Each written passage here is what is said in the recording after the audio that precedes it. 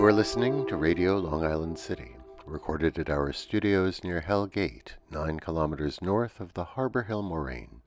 And now, the Observatory. The Observatory, Saturday the 10th of January, 2026.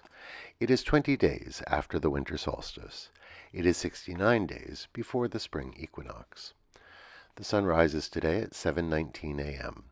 Solar noon takes place today at 12:03 p.m. The sun sets today at 4:48 p.m. Civil twilight ends at 5:18 p.m. and nautical twilight ends at 5:52 p.m. The length of daytime today is 1 minute 15 seconds longer than yesterday. The moon reaches its third quarter today at 10:48 a.m. and the moon sets today at 11:06 a.m. The new moon will arrive on Sunday, the 18th of January. These are the predicted tides today for Horn's Hook. In the wee hours, high tide, 3:11 a.m., 1 meter 25. In the morning, low tide, 9:30 a.m., 12 centimeters. In the afternoon, high tide, 3:27 p.m., 1 meter 4. At night, low tide, 9:37 p.m., 6 centimeters. In our shared realm of plants and animals, in restaurants, now is prime oyster season, and indeed, oysters harvested this time of year are plump and sweet. On the oyster beds of our estuaries, the bivalves have gone quiescent, in a period of inactivity that kicks in once the water temperature dips below 48 degrees. They close their shells and stop filtering the water for the phytoplankton that is the core of their own diet. Isn't it interesting to contemplate these creatures bedded down in our brackish estuaries, waiting out the winter? Sleep well, Blue Point oysters. Commemorations. Monuments of the Americas. On this day, in the year 738, the new ceremonial ball court in the Mayan city of Copan was dedicated. The ruler, named 18 Rabbit, had an inscription carved in the stands with the Mayan calendar date. The ball court stands to this day, one of the grandest from Mayan times, decorated with huge carved heads of macaws. On this day in 1776, as the American Revolution was just beginning to unfold, Thomas Paine published his pamphlet, Common Sense. It was short, just 47 pages, and to the point.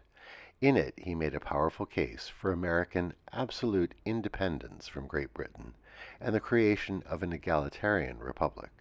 It was a stirring call to action. It is there that he wrote, "Give me liberty or give me death." On this day in 1984, the commercial for Wendy's first ran, featuring the immortal line, "Where's the beef?" It starred 81-year-old Clara Peller, a retired manicurist and beautician. She asks, "Where's the beef?" when presented with a fast food burger that's all bun and has only a tiny meat patty. In addition to boosting Wendy's sales, the line itself became a cultural touchstone. Today we remember George Washington Carver, born this day in 1864 in Diamond Grove, Missouri. Born at the tail end of slavery, as a young man he was able to attend Iowa State, where he earned a master's in science for agriculture. He would later teach at Tuskegee.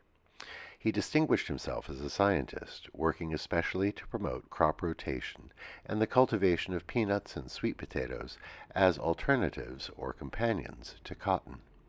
His agricultural research led to worldwide fame, especially notable for a black academic of his time. Late in life, he even flew to India to meet Mahatma Gandhi and talk to him about agriculture and nutrition. Remember George Washington Carver today. Today we wish a happy birthday to Pat Benatar, born this day in 1953, just down the road in Greenpoint, Brooklyn. Her powerful voice and innumerable hit songs make her part of the soundtrack of our generation. Happy birthday, Pat Benatar. Finally, New York City Mulch Fest wraps up this weekend. You can bring your old Christmas tree to be made into mulch for this final chipping weekend. The local center is by Astoria Park at 19th Street and Hoyt Avenue North. Bring your tree and come away with your bag of mulch. And that is the Observatory, Saturday the 10th of January, 2026.